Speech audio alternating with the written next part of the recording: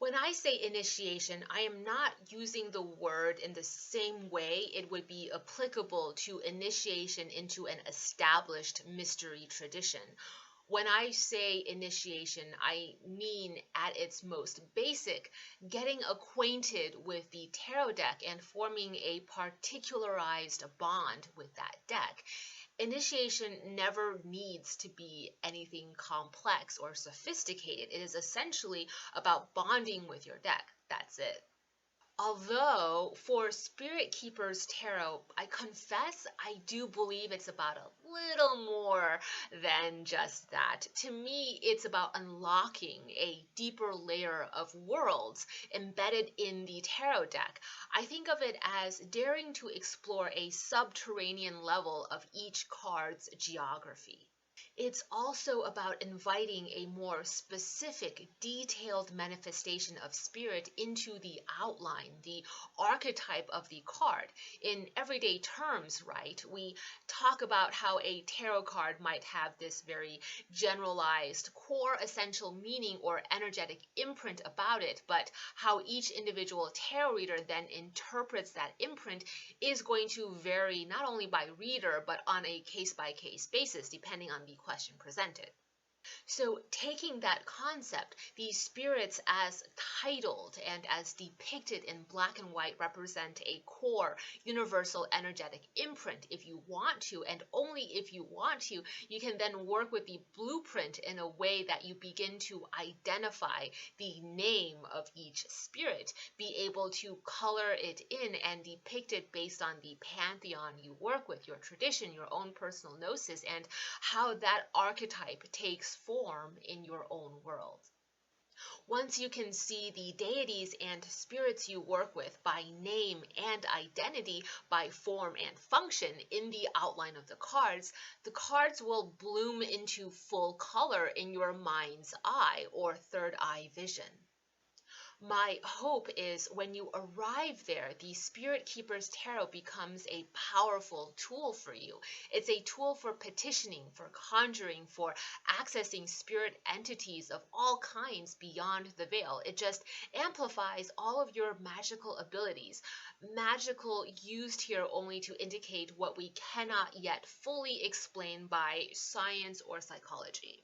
Phrased another way, initiation is about getting you to stop asking me whether this particular depiction is Archangel Raphael or Archangel Gabriel. Is this the Morrigan or is this some other dark goddess or what the heck am I intending? It's about arriving at a place where I'm irrelevant and, without a shred of doubt or hesitation, who exactly is being depicted in each and every single card, you know.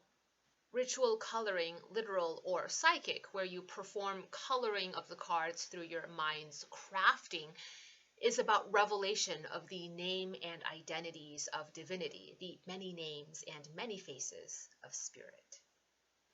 How you get to that place does not in any way require you to follow the initiation instructions I gave. I'm giving initiation instructions because if I don't, I'm going to get peppered with a bunch of questions. So I've formulated one way vetted by me, tested out by me, scrutinized, analyzed, intuited, and affirmed by me that it's, I hate to say the word because it's so loaded, but safe. It's a one-size-fits-all, as I can probably render such a thing. Finally, I did want to address that one thing that diverges a bit from the conversation on tarot, but I guess it's related to this tarot deck, and that is, in esoteric or mystery traditions, can you self-initiate? Is self-initiation even a thing, or is initiation by its very definition only something that can be done when you are being validated by an established group, and that established group puts you through ritual and a trial or process where you must sacrifice a part of who you are to be reborn again into that tradition? Be very careful and clear here. How anyone answers that question is purely a matter of opinion and religious belief. It's entirely in the world of religious belief. It's like asking, is the only way to achieving nirvana through dedicated meditation? You can answer yes or you can answer no. Both answers are a matter of opinion and therefore ultimately belief.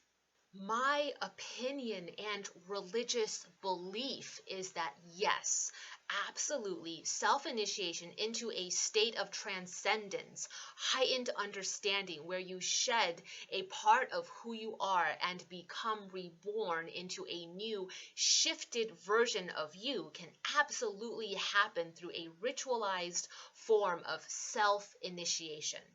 It's also my belief that you can go through the exercise and motions of an initiation ritual in a group setting and come out the other side feeling nothing, having accomplished nothing of spiritual and mystical significance. Those are just my beliefs, my opinions, and anyone who ever says to you that you cannot self initiate and self initiation is not a thing, I would urge you to listen even more carefully to what that person is saying. Is it being presented as dogma? Dogma can be dangerous, and I'd be wary of anyone spouting dogma. If that person makes it clear that this is just an opinion, a religious belief, then I think it makes sense for you to consider what that person's position is and whether or not you agree. All that said, how we define initiation can also differ. My definition of initiation is on the mystical plane, not on the material plane. Initiation defined on a mystical plane is when you adopt a ceremonial or ritualistic mindset because you are altering your own consciousness, and in doing so, achieve heightened realizations and acquire heightened abilities. You then maintain those realizations, that knowledge, and those abilities with you after you've crossed the threshold. That's a mystical initiation, and it comes in many forms. A material form of initiation, which is purely a matter of motions the physical body carries out, is a formal acceptance into an organization, established lineage, or group where you simply gain status. To me, that's certainly legitimate initiation, but it's material initiation, not mystical. Can both material and mystical initiation happen at the same time? Yes, of course. But what I'm talking about is squarely in the realm of the mystical initiation, not material. What I'm espousing here is about achieving a heightened state of understanding yourself, but doing so to a point of no return, because you can't ever revert back to your former state of ignorance, that former state of unknowing. Another one of my intentions for setting out initiation instructions with Spirit Keepers Tarot is that as you come to realize the names and identities of Spirit, the many names and many faces of the Holy One, it's no longer about understanding the symbolism of my particular tarot deck. In fact, the tarot deck becomes wholly irrelevant. Spirit Keepers Tarot is a tool that I hope will help you unlock and reawaken your inherent connection to divinity.